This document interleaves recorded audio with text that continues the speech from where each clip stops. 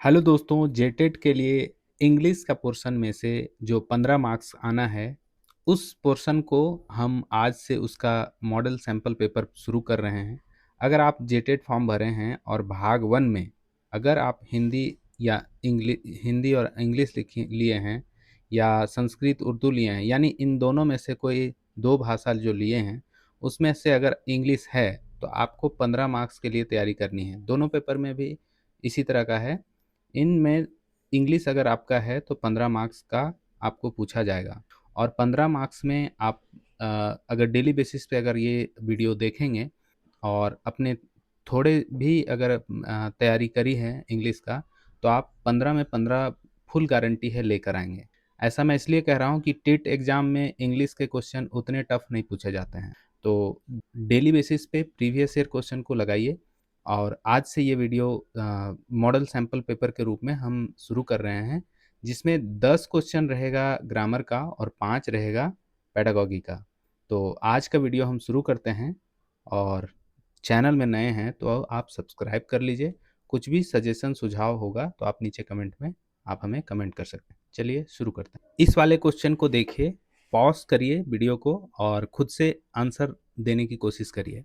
मैं इस वीडियो को लगातार बिना गैप दिए हुए मैं एक्सप्लेनेशन करता चलूँगा। जैसे ही नया क्वेश्चन आता है आप पॉज करिएगा, खुद से जवाब देने की कोशिश करिएगा ताकि आप बेहतर सीख सकें। इस वाले क्वेश्चन को रीड करिए। 1/3 of the work left incomplete. अब यहाँ पे आपको समझना है, ये जो 1/3 ऑफ द वर्क है, इसके अकॉर्डिंग आगे का जो फिल इन द ब्लैंक्स है या फिर इसमें से आप हिंट के रूप में समझ सकते हैं। इनके बाद जो ये फिल इन द ब्लैंक्स है, इनमें 4 ये ऑप्शन में से कौन सा भरा जाएगा। तो सबसे पहली बात, एक एक को आप समझिए। विल का यूज कब होता है? विल का यूज किया जाता है जब ये शैल का पास्ट फॉर्म के रूप में यूज होता है।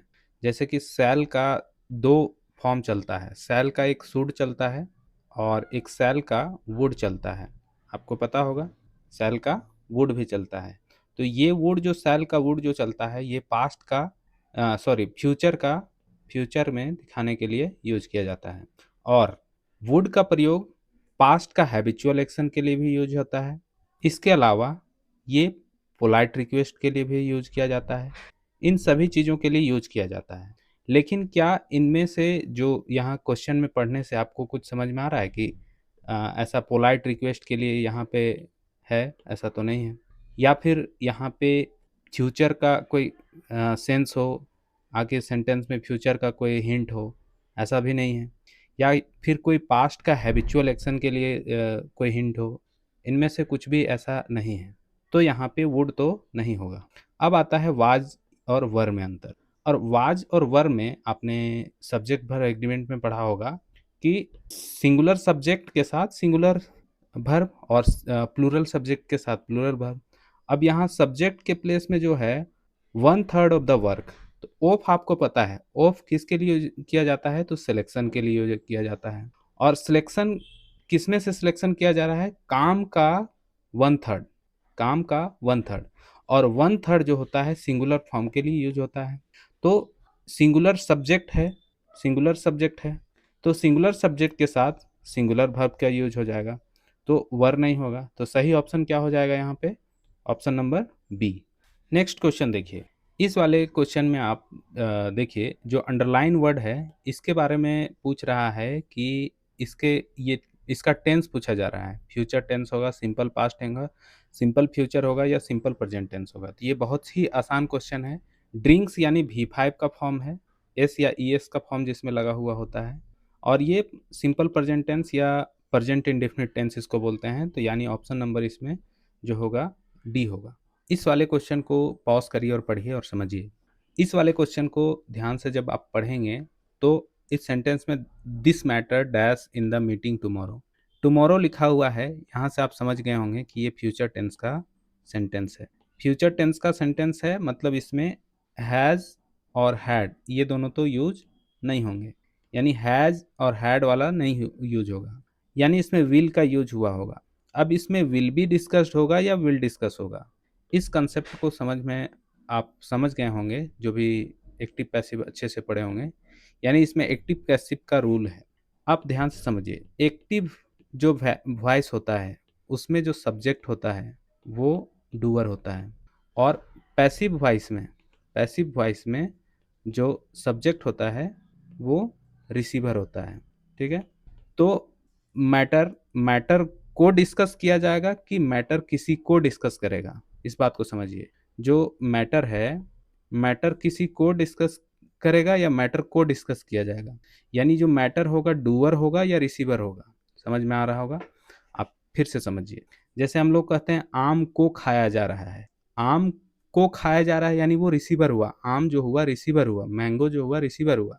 और जैसे मैं बोल रहा हूँ मैं आम खाता हूँ या मैं आम खाया, तो मैं जो हूँ मैं वो डूअर होंगे, यानी मैं आम को खाया। डूअर रिसीवर का कंसेप्ट है, यानी पैसिव वॉइस में जो सब्जेक्ट होता है वो रिसीवर होता है, और यहाँ पे मैटर जो है वो रिसीवर का काम कर रहा है, सब्जेक्ट के प्लेस पे है, और ये रिसीवर को यानी मैटर को डिस्कस किया जा रहा है। तो यहाँ पे पैसिव वॉइस का स्ट्रक्चर आपको पता है, विल के साथ बी, उसके बाद भी थ्री, यानी बी ऑप्शन जो होगा ये सही होगा, यानी पैसिव वॉइस का इसमें यूज किया जाएगा।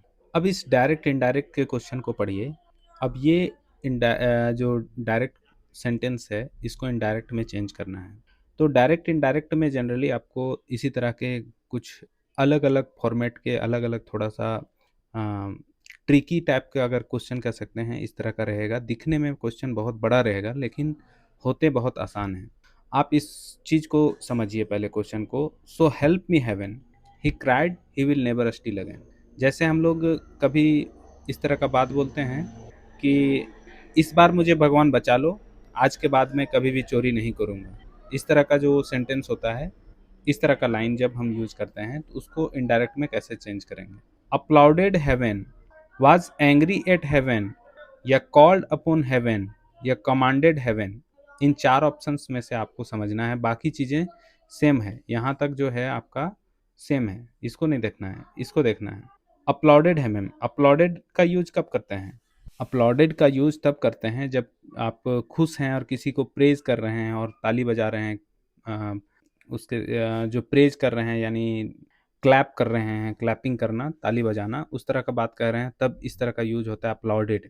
वाज एंग्री, यहाँ एंग्री एंग्री एंग्री का भी कुछ नहीं है, यहाँ ना ताली बजाया जा रहा है, ना उससे गुस्सा है भगवान से, ना ही कुछ कमांड कर रहा है। ये तीनों ऑप्शन तो नहीं होगा। तो ऑप्शन नंबर ए, बी और डी नहीं होगा। क्यों नहीं होगा उसका आपको मतलब समझ में आ गया। ये क्वेश्चन समझने वाला क्वेश्चन था, जिसको आप कंसेप्ट बेस्ड क्वेश्चन कह सकते हैं, उस तरह का क्वेश्चन है। तो यहाँ पे कॉल्ड अपॉन का आपको फ्रेजल वर्ब का आपको पता है। कॉल्ड अपॉन जब हम किसी को इन्वोक करते हैं, किसी को रिक्वेस्ट करते हैं, तो उस तरह से जैसे हम कोई ओथ ले रहे हों, उस तरह का जब सेंटेंस कहना हो तब हम इसको यूज करते हैं। तो इसका जो ऑप्शन नंबर जो सी है वो बिल्कुल सही है, बाकी ऑप्शन नहीं है। एक बार समझ में नहीं आएगा तो पीछे जाइए और फिर से इस चीज़ को देखिए, आपको समझ में आ जाएगा। अब ये एक्टिव पैसिव के क्वेश्चन को देखिए। अब इस एक्टिव पैसिव के क्वेश्चन में circumstances will oblige me to go. अब ऑब्जेक्ट को सब्जेक्ट बनाया जाता है तो यहाँ आई होगा, आई तीनों में है, यानी डी ऑप्शन नहीं होगा। अब आई के साथ सेल या विल दिया था तो सेल या विल ही यूज करेंगे, यानी ऑप्शन नंबर ए भी नहीं होगा। अब यहाँ पे हैव टू यूज किया है और बी ऑब्लिज यूज हुआ है, तो एक्टिव पैसिव में आपको पता होगा बी का फॉर्म प्लस भी थ्री यूज करेंगे तो ऑप्शन नंबर बी सही होगा। हैव टू का यूज यहाँ क्यों करेंगे, ऐसा तो स्ट्रक्चर में नहीं है, तो ऑप्शन नंबर बी सही होगा। अब ये आसान सा क्वेश्चन जो है, इसका जेंडर आपको चेंज करना है, तो इसको बोलते हैं रैम। तो रैम आपको पता ही होगा, रैम भेड़िया को बोला जाता है, तो उसकी जो फीमेल है उसको बोला जाता है ईव। इसको हम पिछले वीडियो में भी ये क्वेश्चन डाले थे, अगर आप पढ़े होंगे तो आपका सही होगा। चलिए नेक्स्ट क्वेश्चन चलिए दोस्तों नेक्स्ट क्वेश्चन को करते हैं। ये प्रीपोजिशन का क्वेश्चन है। He succeeded dash perseverance and sheer hard work. अब इसमें ऑप्शंस में से जाइए, यानी क्वेश्चन पढ़ के आपको इसका मीनिंग आपको समझ में आ गया। उसने सफलता पाया प्रिजर्वेंस और शेयर हार्डवर्क के कारण, यानी अपना जो दृढ़ दृढ़ रहकर और पूरा पूरा जो हार्डवर्क है अपना उसमें 100% दे के वो अपना सफलता को प्राप्त किया, ऐसा इस क्वेश्चन का मतलब है। अब यहाँ इन स्पाइट ऑफ का मतलब आपको पता है के बावजूद, तो वो सफलता पाया के बावजूद, ऐसा अपोजिट सेंस देने के लिए, कॉन्ट्राडिक्शन के लिए तो ये यूज होता है, वैसा तो यहाँ सेंस लेकर नहीं आ रहा है, तो ये डी ऑप्शन नहीं होगा। फॉर द सेक ऑफ मतलब होता है की खातिर या के लिए, किसी के खातिर या किसी के लिए, तो सफलता पाया किसी के लिए या किसी की खातिर ऐसा भी नहीं है, वो सफलता पाया खुद के बारे में बता रहा है कि मैं जो वह जो सफलता पा रहा है वो कैसे पाया, तो प्रिजर्वेंस के कारण और शेयर हार्डवर्क के कारण। तो यहाँ पे फॉर द सेक ऑफ मतलब किसी के खातिर या किसी के लिए नहीं पाना है, वो खुद के लिए पाया है, तो ये ऑप्शन भी नहीं होगा। अब इन ली ऑफ मतलब इसका मतलब होता है के जगह, के स्थान पर, वो सफलता पाया किसी के स्थान पर या किसी के जगह, ऐसा भी कोई सेंस नहीं आ रहा है। बाय डिंक्ट ऑफ का मतलब होता है किसी के कारण या किसी के बदौलत या किसी के बल पर, मैंने प्रिजर्वेंस और शेयर हार्डवर्क के कारण सफलता पा रहा है, तो उसके कारण वो सफलता पाया, वो कहना चाह रहा है। तो बाय डिंक्ट ऑफ एक ऐसा फ्रेजल फ्रेज प्रीपोजिशन इसको कहते हैं, फ्रेज के रूप में है, तो फ्रेज प्रीपोजिशन के रूप में है, जिसका मतलब होता है के बल पर, के कारण, के बदौलत, कठिन परिश्रम के बल पर, ऐसा इसका मतलब होगा। तो इसका ऑप्शन कौन सा सही हो जाएगा, तो ऑप्शन नंबर सी। अब ऐसे फिक्स प्रीपोजिशन के क्वेश्चन भी बहुत पूछे जाते हैं, तो फिक्स प्रीपोजिशन का कोई उपाय नहीं है, इसको रीडिंग से ही आप इसको समझ सकते हैं। मैरिड के लिए जो यूज होता है मैरिड टू, यानी ऑप्शन नंबर ए सही होगा। An Irish girl married to an American scientist, married to use होता है, तो यहाँ पे ऑप्शन नंबर ए सही होगा। इस आर्टिकल के क्वेश्चन को करते हैं। अब यहाँ पे लिखना है fill in the blanks, lion is strong beast. अब यहाँ पे पूरा जो लायन समुदाय है उसको रेफर करना है, तो द का यूज होता है, और द लायन इज अ, यानी ऑप्शन नंबर ए जो है वो सही है, तो ऑप्शन नंबर ए सही होगा। अब कंडीशनल का क्वेश्चन भी बहुत संभावना है कि ऐसा क्वेश्चन भी आ सकता है, तो कंडीशनल का भी क्वेश्चन हमने लिया है, ये उत्तराखंड टेट में पूछा है, 2019 का क्वेश्चन। अब इस क्वेश्चन को पढ़िए। आई डैश अ कार, मतलब यहाँ पे ये कंडीशनल का सेंटेंस है, मतलब ऐसा ये विश कर रहा है कि काश मेरे पास कार होता, यानी पास्ट का कोई घटना ये विश कर रहा है, और वो रियलिस्टिक चीज़ है। तो तीन तरह का फॉर्मेट होता है कंडीशनल में ऐसा। ये तो टेंस का जो फॉर्म होता है प्रेजेंट इंडेफिनिट और फ्यूचर इंडेफिनिट, मतलब एक तरफ इफ़ के साथ प्रेजेंट इंडेफिनिट का यूज होता है और दूसरे तरफ फ्यूचर इंडेफिनिट का यूज होता है, वहाँ टेंस का यूज होता है। तो ये तो हर किसी को टेंस में समझ में आया होगा, पढ़े होंगे। ये जो इफ़ होता है, इफ़ के साथ भी टू या वर या फिर नॉन या हैड प्लस नॉन, इस तरह का स्ट्रक्चर होगा, तो इसको यूज किया जाता है अनरियलिस्टिक इमेजिनेशन के लिए। और जब रियलिस्टिक चीज़ों के लिए इमेजिनेशन करना हो और पास्ट का कोई रियलिस्टिक चीज़ हो, तो उसके लिए ये वाला इफ प्लस हैड प्लस भी three, would could might plus have plus भी थ्री का स्ट्रक्चर यूज होता है।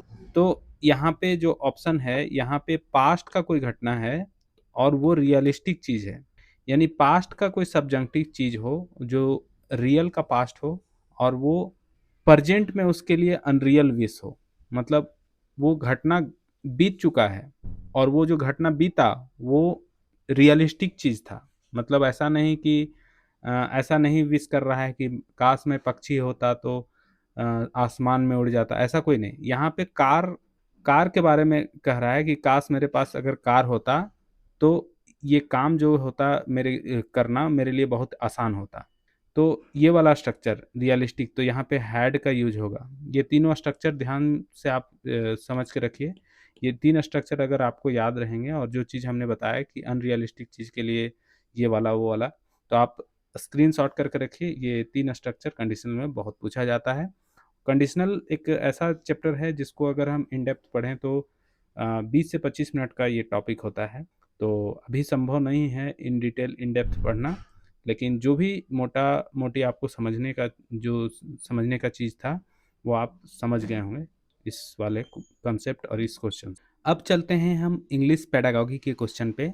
हम हर दिन इसी तरह करेंगे। 10 क्वेश्चन इंग्लिश ग्रामर का और 5 क्वेश्चन जो होंगे इंग्लिश पेडागॉजी का क्वेश्चन होगा, ताकि पेडागॉजी के क्वेश्चन को भी आप बेहतर आप करते चलें और कंसेप्ट बिल्ड करते चलें। तो यहाँ पे आपको क्वेश्चन में बताना है, क्राइंग, कूइंग और babbling are all the examples of stage development. तो क्राइंग, क्यूइंग और बैबलिंग ये तीनों जो होता है प्री लिंग्विस्टिक में आता है। अगर आप पढ़े होंगे, लिंग्विस्टिक मतलब कि जो हम बोलना शुरू करते हैं, तो बोलना शुरू करते हैं उससे पहले वाला जो काल होता है उसको प्री लिंग्विस्टिक करते हैं। और प्री लिंग्विस्टिक में क्राइंग मतलब कि बच्चा रोता है, क्यूइंग मतलब कुछ कुछ एक एक वर्ड का बात बोलना शुरू करता है, बैबलिंग मतलब कि थोड़ा बड़बड़ाना शुरू करता है शब्दों के साथ। तो वो वाला स्टेज होता है, यानी इसमें प्री लिंग्विस्टिक का जो काल होता है उसको कहते हैं प्री लिंग्विस्टिक काल को। इसमें ये होता है क्राइंग, क्यूइंग और बैबलिंग। इसको आप स्क्रीनशॉट में ले सकते हैं और इसको रीड कर सकते हैं खुद से। इसमें चीज़ें अच्छे से लिख कर समझाया गया है। चलिए next question. According to Chomsky, नॉर्म्स चॉम्स्की के बारे में आपने पढ़ा है। उनका जो लैंग्वेज डेवलपमेंट के रूप लैंग्वेज डेवलपमेंट का जो चैप्टर है, जो कंसेप्ट है, उसमें इनके द्वारा क्या कहा जाता है, तो इसको ये जो कहते हैं कि जो बच्चा जब जन्म लेता है तो वो बायोलॉजिकली उसके पास ग्रामर होता है। तो इसका जो ऑप्शन है लर्निंग सेट, ऐसा कुछ नहीं कहे हैं, या परसेप्चुअल सेट ऐसा भी कुछ नहीं बोले हैं, या टेलीग्राफिक रेडिनेस ऐसा भी कोई कंसेप्ट नहीं दिए हैं।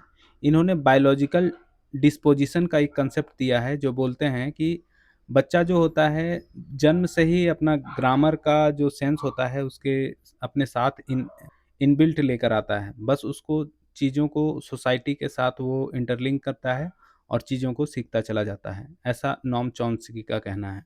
तो बायोलॉजिकल डिस्पोजिशन वाला जो ऑप्शन है बी नंबर, वो बिल्कुल सही है। नेक्स्ट है, if children here to languages spoken around them, this exposure will. अगर कोई बच्चा आ, आपके आसपास दो लैंग्वेजेस को बोल रहा है तो उसको कैसे लेना है, डिसएडवांटेज के रूप में, एडवांटेज के रूप में। डिसएडवांटेज का ये नेगेटिव टर्म है, इसको कभी भी एक्सेप्ट नहीं करना है, ये तो गलत है। कभी भी कोई किसी बच्चा को डिसएडवांटेज के रूप में आप नहीं ले सकते हैं। दो भाषा बोल रहा है तो उसको एज आपको एडवांटेज लेना होगा, ऐसा ये सही है। नोट मेक एनी डिफरेंस, किसी के साथ किसी बच्चे का तुलना नहीं करना, डिफरेंस नहीं करना, ये भी नहीं है, ये भी गलत है। Confuse the children hindering understand, और उस बच्चे को कन्फ्यूज कर दीजिए ताकि वो कुछ ना समझ पाए, हिंडर करिए उसको कुछ किसी चीज़ को समझने में, तो ऐसा भी नहीं है। ऑप्शन नंबर जो बी है बिल्कुल सही है। Knowledge of idiom, proverbs and phrasal verb can not help student develop their. तो अगर बच्चा अगर इडियम, प्रोवर्ब और फ्रेजल वर्ब जानता है तो उसके डेवलपमेंट में क्या इम्प्रूव नहीं होगा, यानी क्या डेवलपमेंट में उसका साथ नहीं देगा। तो वोकैबलरी तो उसका बिल्ड होगा, ये सब चीज़ें जान रहा है तो रीडिंग स्किल भी बढ़ेगा। लेकिन हैंडराइटिंग में बदलाव ऐसे कैसे हो सकता है कि आप इडियम जान रहे हो और उसका हैंडराइटिंग सुधर जाए, ऐसा तो नहीं होगा। राइटिंग स्किल सुधर सकता है। राइटिंग स्किल और हैंडराइटिंग ये दोनों में फ़र्क है। राइटिंग स्किल होता है मतलब लिखने का जो कला है, और हैंडराइटिंग होता है जो आप लिख रहे हैं, जो आपका लिखावट। तो हैंडराइटिंग इसका जो सही ऑप्शन होगा वो नहीं होगा, सी ऑप्शन। नेक्स्ट क्वेश्चन है, when language is learned naturally and without any systematic practice then it is called as. अगर आप कोई भाषा विदाउट एनी सिस्टमेटिक प्रैक्टिस के सीखते हैं, यानी नेचुरली आप सीखते हैं, तो इसको क्या कहते हैं। तो लैंग्वेज सीखने का दो तरीका है। लैंग्वेज तो एक हम लोग जैसे मातृभाषा जो बचपन से बाय बर्थ हम लोग अपना बर्थ में जैसे जन्म लेते हैं माता पिता के साथ जो रहते हैं, फर्स्ट जो हम लोग लैंग्वेज बोलते हैं वो हम लोग एक्वायर करते हैं, एक्विजिशन करते हैं, यानी हम लोग ये बिना किसी के सिखाए सीख जाते हैं, बस सुन सुन के और उस माहौल में, उस सोसाइटी में रह के। और एक होता है लर्निंग, लैंग्वेज लर्निंग और लैंग्वेज एक्विजिशन, ये दो दो टर्म होते हैं। लैंग्वेज लर्निंग यानी L2, जो बाद में सेकेंड लैंग्वेज जिसको कहते हैं, और ये L1 जो एक्विजिशन होता है, लैंग्वेज एक्विजिशन, इसको L1 बोलते हैं, जो हम लोग नेचुरली हम लोग सीखते हैं, तो इसको लैंग्वेज एक्विजिशन कहते हैं। और जो हम लोग रूल रेगुलेशन के थ्रू, जैसे हम लोग इंग्लिश सीख रहे हैं तो इसको लैंग्वेज लर्निंग कर रहे हैं, और लैंग्वेज एक्विजिशन होता है जो हम लोग बाय बर्थ, हम लोग जो रहते रहते हम लोग सोसाइटी के साथ रह के हम लोग जो सीख जाते हैं बिना किसी प्रैक्टिस के, या बिना किसी प्रैक्टिस तो करना पड़ता है लेकिन सिस्टमेटिक रूप से कोई प्रैक्टिस नहीं करते हैं, सोसाइटी में रह के हम लोग खुद ब खुद उसको सीख जाते हैं, उसको बोलते हैं लैंग्वेज एक्विजिशन। तो इसका ऑप्शन जो है बिल्कुल सी ऑप्शन सही है, लैंग्वेज एक्विजिशन। आज का ये 15 क्वेश्चन हमने किया इंग्लिश ग्रामर और इंग्लिश पैडागोगी को। अगर ये पीडीएफ अगर आपको चाहिए तो इस टेलीग्राम चैनल में आप जुड़िए, दिए गए स्क्रीन में जो बारकोड है टेलीग्राम का, इसमें आप जुड़िए, वहाँ से आपको ये टेलीग्राम का ये पीडीएफ आपको मिल जाएगा। आज के लिए बस इतना ही, मिलते हैं नेक्स्ट वीडियो में, तब तक पढ़ते रहो, पढ़ाते रहो। जय हिंद, जय भारत, जय झारखंड।